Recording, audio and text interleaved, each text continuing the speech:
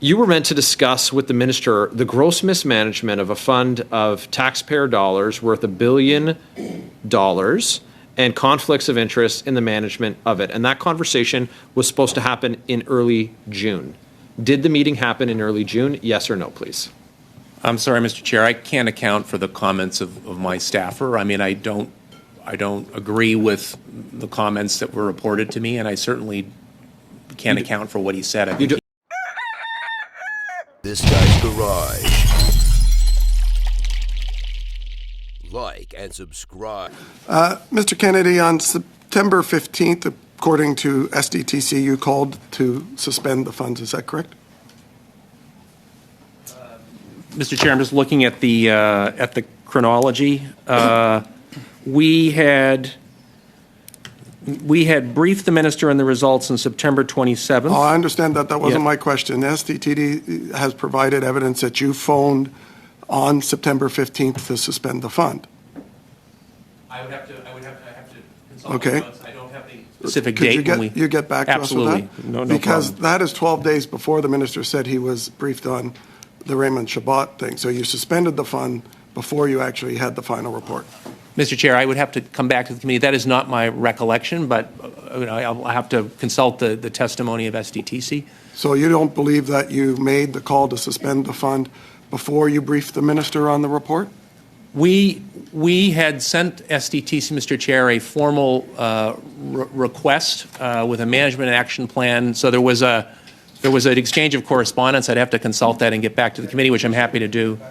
Yes. Mr. Davies, when did you serve as a ISED observer on the SDTC board?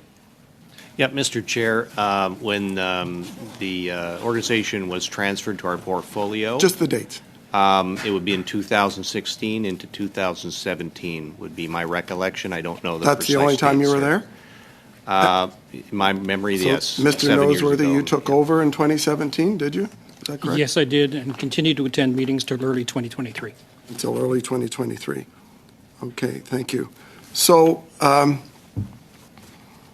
when the chair of the board, Annette Vacherian, asked for a fast tracking of $2.2 million from the mysterious Eco Green Fund of SDTC in the fall of 2021, were you aware of that at the time?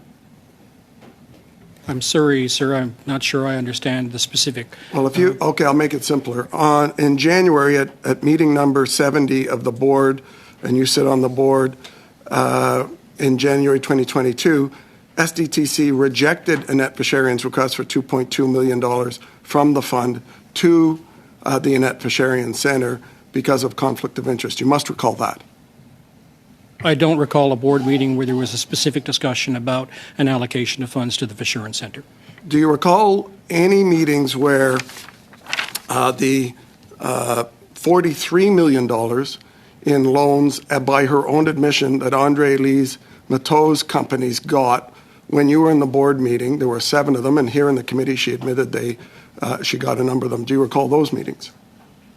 I'd have to look at the specific projects, sir, to determine what meetings I was attended. So you've got amnesia. So whether it's Andre Lee's Mateau or whether it's Stephen Kukucher or whether it's Mr. Ouimet who admitted here, they all admitted they got money outside of the COVID payments. Did you ever alert your boss, the deputy minister, or the minister that they were voting money for their own companies? Sir, my understanding is that all members of the board followed a fairly rigid conflict of interest That was my guideline. question. Did you alert anyone? To my knowledge, I am not aware of any decisions to allocate funds to projects related to board members where they did not recuse themselves. I have the minutes here from the March 23rd board meeting in 2020 and the March 9th, 2021 board meeting from SDTC, where the 2 meetings where they held to issue themselves special COVID payments. And I see you listed as an observer on both of those meetings. Were you at both of those 2 meetings? Yes, I was at both meetings. So you were aware at both of those 2 meetings then that between the 2 meetings, 4 directors voted themselves $3.7 million in special COVID payments to companies. They had these minutes say that they were unanimously supported, and those directors admitted here that they did not leave the room for those votes. And in fact, the chair of the board, Annette Basharian, who voted herself money, in the ethics committee said that she actually moved the motion that the 4 directors got. So do you recall those meetings? Yes, I was at both of those meetings. Sir, in that particular case, the proposition to extend the COVID payments was made as a blanket proposal across all clients of SDTC that had active contribution agreements, and I do not recall a specific discussion on any specific project. Well, in fact, that's not correct, because while they have said before committee that everyone got 5%, Andre Lise Mateau's companies got 10% COVID bump ups. And there are companies in here, in one case, one of Andre Lise Mateau's companies had 100 months of cash available. So why would they need a special COVID payment? The decision was taken by the board to apply the COVID payment across all active files. To my knowledge, I'm not aware of any payments past the 5%. So you are aware that the Conflict of Interest Act says that, of Canada, says that public office holders cannot personally benefit or vote for things that are their own. And 16.2 of the SDTC Act also says directors cannot personally benefit. In this case, 4 directors benefited by $3.7 million, and you didn't alert anyone in the department to it? Sir, I was not aware that there was an active vote by the organization without the recusal of any board So member what's your that might have purpose at benefited. the meeting then? So my purpose at the meeting, sir, was a liaison with the department. I was there at the invitation. Deputy, are you aware of any of these payments? And that they were in conflicts and they voted themselves $3.7 million? Mr. Chair, I would say the first time that I became aware of all of these facts was through the whistleblower kind of exercise. So it would have been through the Raymond Chabot review and the investigation. And do you think they were appropriate? Thank you very much. I'm sorry, Mr. Perkins. That's all the time you had. Who made the decision to suspend the funding to SDTC? Was it the minister or yourself, Mr. Kennedy? The minister was quite concerned that we suspend funding, so I would say the minister had asked that that be done, and certainly something we supported. Okay, and what evidence was used to justify that suspension? Was it the results of the RCGT report? Yes, Mr. Chair, it was the work that RCGT had done demonstrating that there were problems in the controls and the processes. And you received those results in May, is that correct? I received the results, Mr. Chair. I'm just looking at the. Forgive me. I'm just looking at the chronology. We had been working with RCGT kind of throughout the months of, I would say, April, May, and June. Okay. While you consult your notes, if I could. Yes.